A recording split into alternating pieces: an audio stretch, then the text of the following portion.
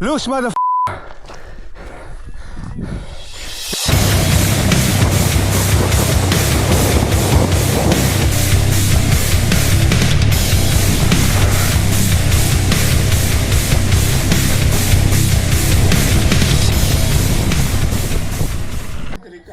What's up guys, Bracket Sam here. Sorry, medyo late upload tayo, medyo na-busy tayo sa trabaho at sa mga ganap-ganap sa buhay. Anyway, here we are now.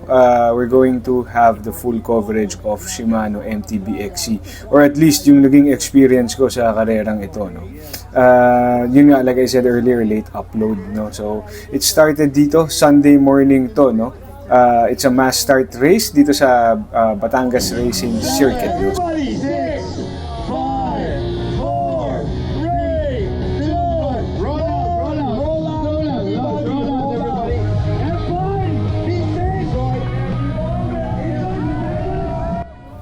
Okay, so pinakawalan tayo at eksakto 6 AM kung di ako nagkakamali, no? 6 AM kami pinakawalan.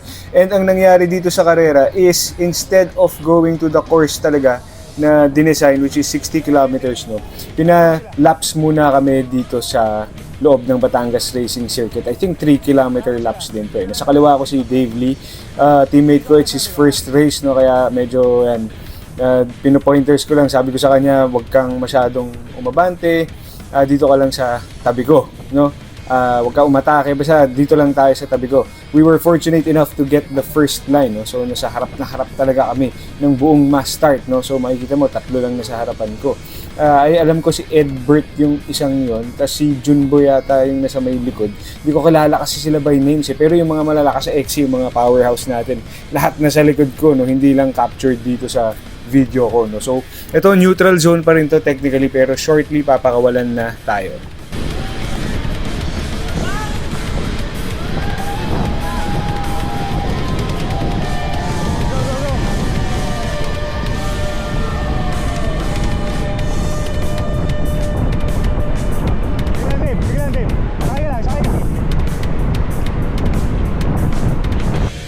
At ayan na nga, pinakawalan na tayo. So grabe, naalala ko, takbuhan dito, 45, 47. MTB Kita mo, may mga halo-halo pang full suspension dyan.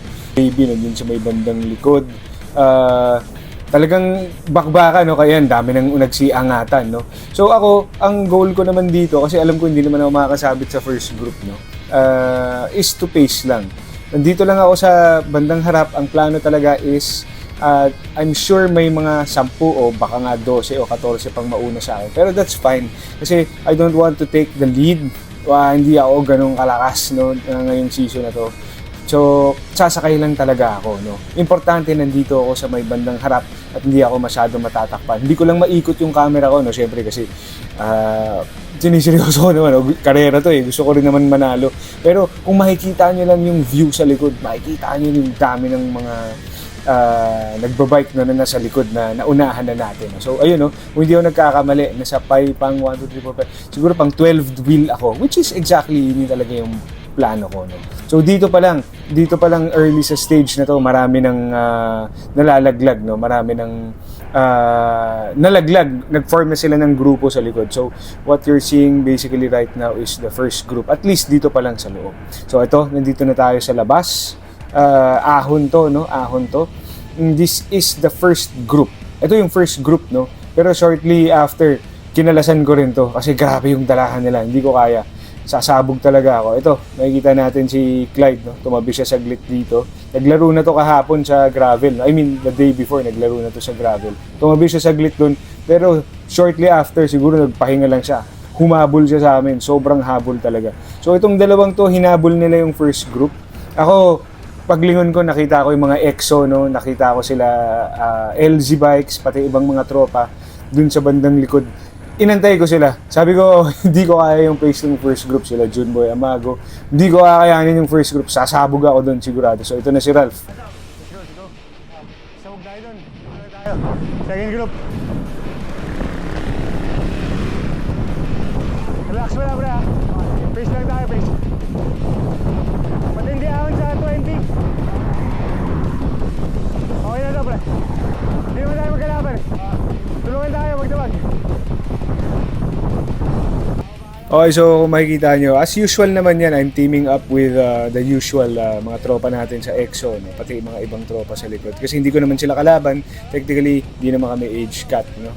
40-49 si Ralph, and ako is 30-39. So, matik, tulungan yan, hilahan yan hanggang dulo. So, ang ganda na ng pacing dito kasi ang ganda na ng pwesto namin, second group kami, maintain na lang talaga kami. Okay, trangko tayo.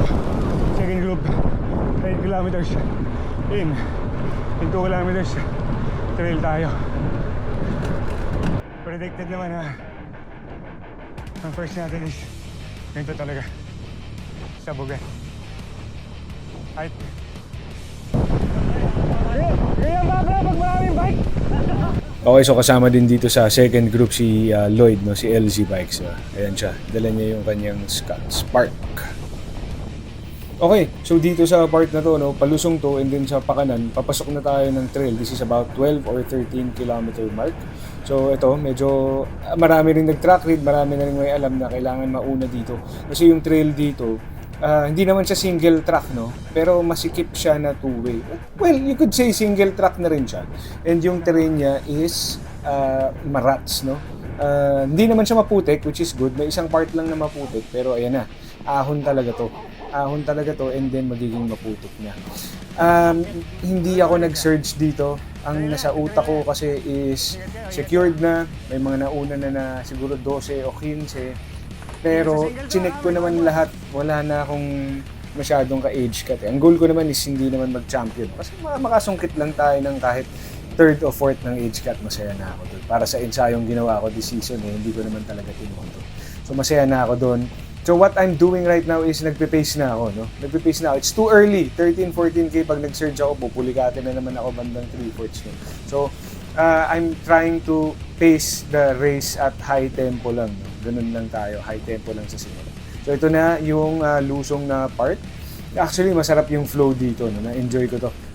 Seth, yung race director, sabi ko ang ganda ng flow ng trail na to. Talagang natural trail siya na flowy, no? Ito. Tapos, medyo mahirap din, may konting basa din kasi kung makikita lang sa video, no, akala nyo patag. Pero may mga ruts kasi ayun, yung lalim sa kaliwa. May mga kalat-kalat na ruts here and there, left and right. May maliliit na butas. Puro barbed wire ha? Distansya pre. Barbed wire kanan ha? So ito, kita nyo ang ingay ko. Kaya kita nyo yung first part na yun. Literal, barbed wire na napakatalas yung kanan. Tignan mo na kagano kasikip ng daan. So kung nadulas ka, ahon pa to, napasandal ka sa kanan, las-las ka. As in, lacerated yung braso mo, yung mukha mo, yung pisngi mo. Grabe yung barbed wire na yun. Doon ako takot na takot. Kaya sabi ko, malagpasan ko lang yung section na yun kasi choke point yun. No? Nakita nyo kagano kasikip yung daan, si LZ Bikes. Pace na ako. Okay, no? So at about 16 kilometer mark after ng section na to, flowy, gulat na gulat ako. First time nangyari yun sa akin sa karera, and it really changed the race results dito sa Shimano MTB XC, no? So I wasn't also ready for what happened next dito, no? In a few minutes, talagang it cost me almost the race, no? So ayan, tignan nyo na lang ano nangyari. Baka ito po. Tanong mo naman. Sir, may chain cutter po kayo? Wala po kuya. Naputo lang po kayo? Oo, malas. Chain cutter daw. Ha? May chain cutter daw kayo? Wala eh. Sige, di bale na. Thank you. So, yun. Medyo nakakatawa. Kala ko chain drop lang, no? Putol pala. Kasi hinanda ako na lahat, chinek ko lahat sa bike. Nakalimutan ko i-check yung kadena ko. Yun talaga nakalimutan ko i-check. Halos 2 taon na rin pala to, no? So, yun. Sobrang malas. Tapos, sa lahat ng hindi ko pa dinala yung chain cutter ko. Grabe, no? Hindi ko kasi alam mo sa lahat ng races, hindi ko naman siya nagagamit. So, sabi hindi naman siguro. Who would know? And, ang nangyari sa akin dito, yung unang ilog kasi, so lusong yun ha, mabilis na lusong yun, syempre naka-high gear ka. Ano na rin yun, lesson na rin sa akin, tip ko na rin sa iba. Pag nakita nyo, alam nyo yung mga part ng karera na biglang lusong, sa Kuyambay may ganun eh. Biglang lusong, tapos biglang ahon, na kailangan mo mag-granny kagad. Palusong pa lang, pag nakita nyo na yung ahon, mag-shift na kayo. Para hindi yung nangyari sa akin kasi pinilit kong iakyat ng 52T. No, nasa ahon na ako. pinilit ko, yun, bang, sira. So, lesson learned din. Tapos mahina pa ka din. 16 kilometer mark. Sir, ano pong name nyo? Andre. Saved my unprepared ass. Sobrang thank you, Sir Andre. Saan kayo? Niligtas mo yung kahit makatapos na lang Tiga ako. saan kayo, boss? Kainta lang, sir. Marikina. Marikina kayo, sir? Baka kilala si Jay. Tutaan ko. Oo naman.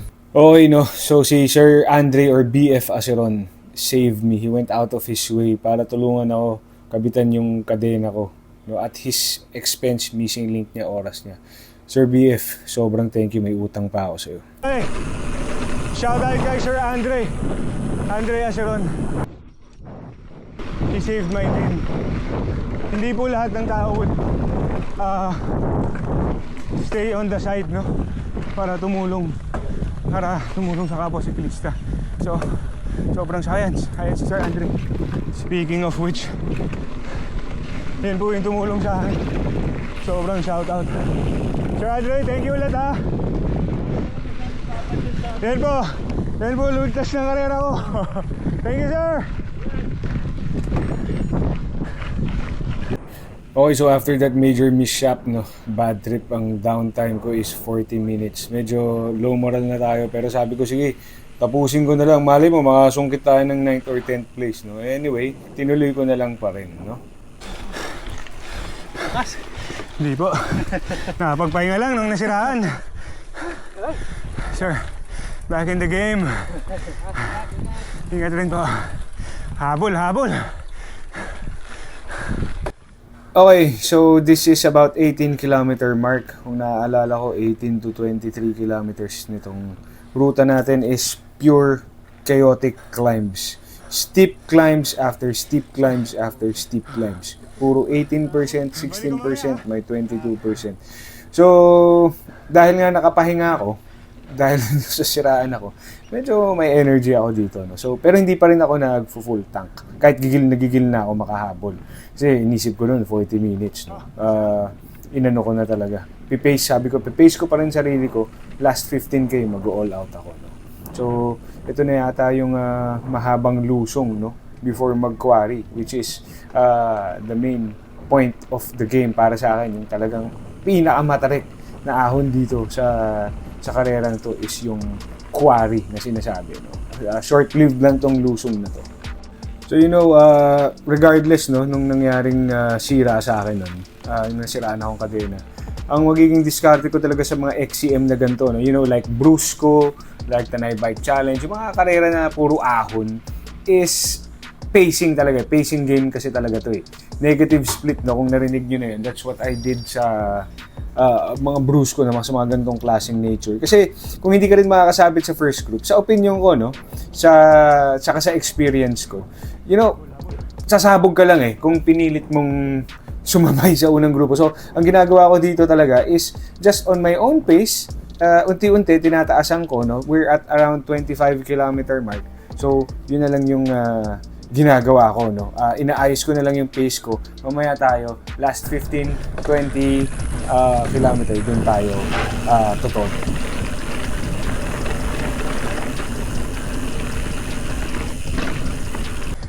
Okay, so first big climb.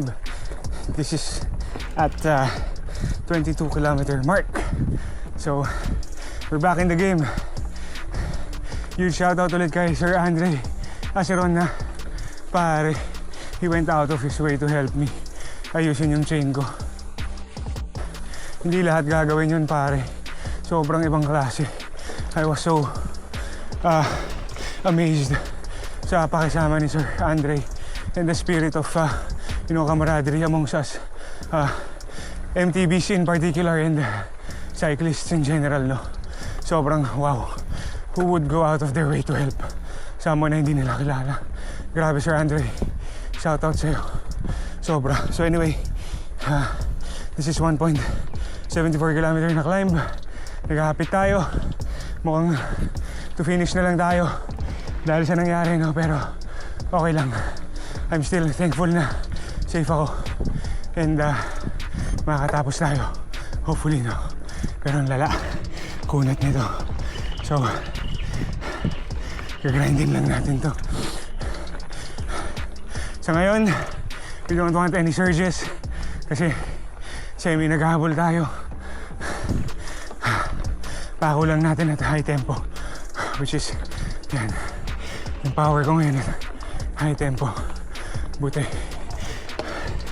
kaya ng 34 chainring. Height, so resume tayo bandang midway itong first major climb. Phew! Grabe itong quarry.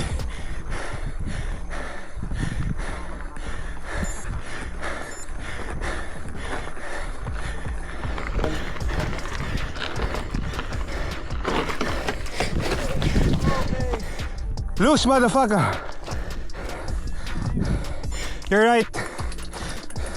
Dabbing is a better option, man.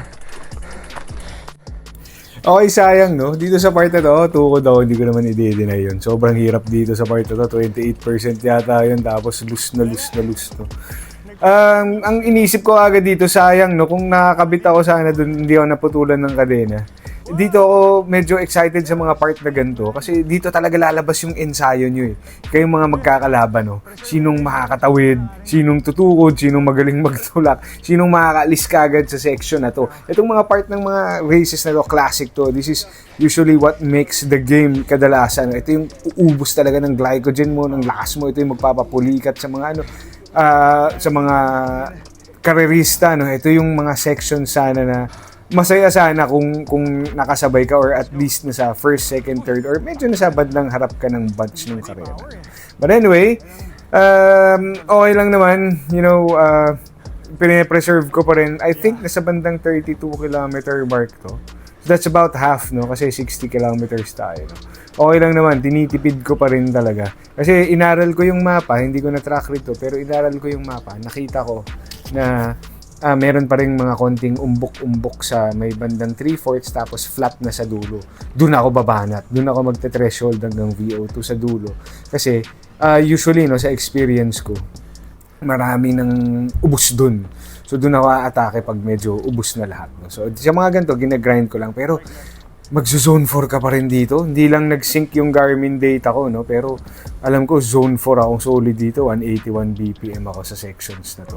Itong quarrying part na to, no? So, malapit na natin marating yung pinaka top part nito. Then, lulusong tayo ng mga about 4 kilometers na matarik. Second part.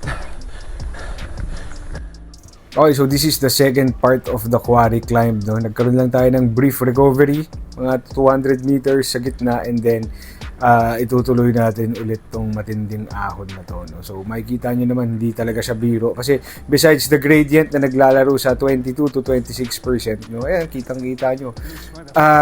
Loose pa siya, which makes it really worse. Ayun, buti na full sus ako dito. I kept the rear suspension half open para maximum traction tayo, no?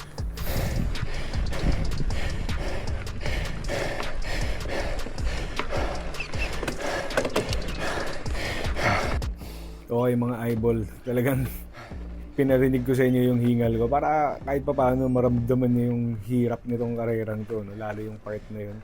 Grabe, galit na galit sa ahon. Anyway, this is that summit na, no? Ito na yung pinakatuktok pero may mga umbok-umbok pa rin siya ng ahon ng mga ganito, no?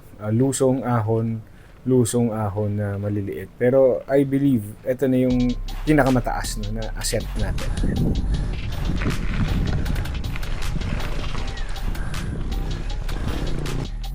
So ito yung nakakatuwa sa community natin, no, sa MTB, sa off-road, sa XC, no. Almost lahat tayo magkakakilala na. So masaya, kaya masaya ako mareha. Naghahabol, sir. Buti na nagamit ka. Buti, maraming may mabait. Tayo na, tumabi pa siya para tulungan ako. Si Sir Andre Asiron. Oo, sagot ko kape noon, 1 linggo. Tak-tak. Yes, sir. So tuloy-tuloy lang tayo sa grind. This is, I think, about 35 o 38 kilometer mark na. Lahat kasi ng ahon na itong karerang to nasa gitna, no? And buti na lang Batang Rizal tayo, no? Buti na lang from the land of the east tayo dahil ang bundok natin dito kaliwat kanan, taas baba.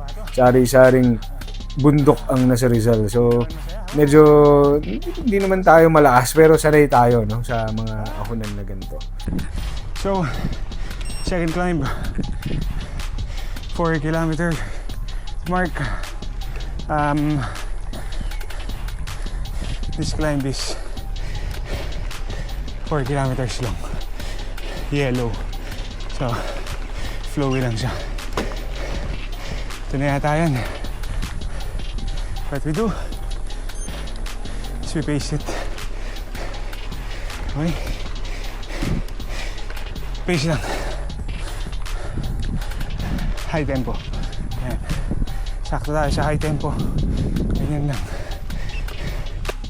So finally, tapos na, no? Tapos na yung mga ahon and this is the 4 or 5 kilometer na lusong yata. Basically, from the top of the mountain, no?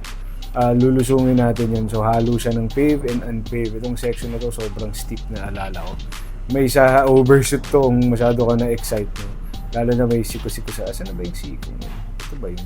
Minsan may baba pa yata yun, eh. May mga konting maliliit na hilaw na ilog, no, na tumatawid sa daan na may sa overshoot kung hindi mo pinatay yung speed mo. Yung drop pala yun. So, sa baba nito, shortly, no, yung next checkpoint na. 20% ng aling haba. Hayop kasi napakasadista ko. Yung race director po nito eh. Gusto talaga nagdudusa tayo. Feeling aside, solid yung ruta. Exing-exi, puro ahon. Kasi pahayop ka. Yari ka sa akin sa finish line. So the whole race, no, dito sa may bandang dulo na, marami rin siyang magaganda na flow na lusong, no, katulad nito. Hindi naman siya ganun ka-technical. Siguro normal lang. Pero alam mo naman, pag binilisan mo, dun medyo hihirap. And may mga random na ruts siya. Natural trail kasi, no? So marami pa rin surprises. The best talaga is mag-iingat ka pa rin, no? Huwag pa rin masyadong overconfident. Huwag pa rin masyadong reckless.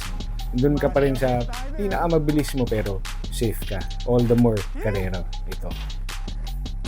Oh, so nakadalawang checkpoint na tayo. Tara. 42 kilometer mark. So 15k to go, more or less. Last 13k. Karga na tayong konti. Negative split. Okay, so last 13k tayo. Kumarga na ako dito. Iraas ko na yung power ko to low threshold. No? And yung last 4 kilometers na stretch, pati yung parang niyugad na nag-VO2 max na ako doon. Very happy ako, no? Kasi naging tama yung ensayo ko despite the setback. Kasi may power pa rin ako dito at wala pa rin akong pulikat. That's a very good sign na I paced myself correctly. Problema lang, no? Unfortunately, since 40 minutes yung downtime natin, wala na tayong inabutan sa finish line. Yung tag-10th place is 7 minutes ahead of me, no? So medyo na low moral tayo, nalungkot tayo. Pero I would also like to shout out and take this opportunity sa mga Shimano organizers, no? Kasi ang nangyari, yung panalo sa first overall is still the winner sa first age cut, you know. Well, baka rules talaga nila yon, pero the major other games, no, like sa Unrestricted and sa Brusco, Monsoon and other mga pakarera, Tanay Bike Challenge, almost all, no, na local XCMs natin and gravel races. Ang parang naging practice kasi, industry practice is, if you get overall, tanggal ka na sa age cut to give chance naman din sa ibang players, no? So, ang nangyari kasi dito, age cut panalo, overall panalo. Ang mangyayari sana kung finalo nila yung sa industry na maalis yung nanalo sa overall, papasok sana ako ng top 10, no? And yung mga iba ring players na ine-expect ganon. So, I tried approaching nun at the time, pero sinabi ganon daw talaga yung rules ni Shimano. Well, wala naman kasi talagang standard rule na fina-follow, no? Kumbaga, naging industry practice or race practice lang nung culture yun dito. Anyway, I am still happy na nakatapos tayo ng safe. Hindi tayo na aksidente ng todo doon sa chain break, no? Hindi tayo sumemplang. And the overall experience was still very fun. I was able to get P11 at my age cut, finishing at 4 hours and I think 2 minutes ba yun? Pero may moving time sana kung di ako na-aberya was 3 hours and 24 minutes, which would put me around, sa tingin ko, 3rd sana or 4th place yun. Yata Anyway, I hope you enjoyed that. The overall race was still fun and I'll definitely join next time, no? Bawi tayo. And this time, sigurado, magdadala na akong chain cutter. So guys, let's keep it fun all the time. See you next time.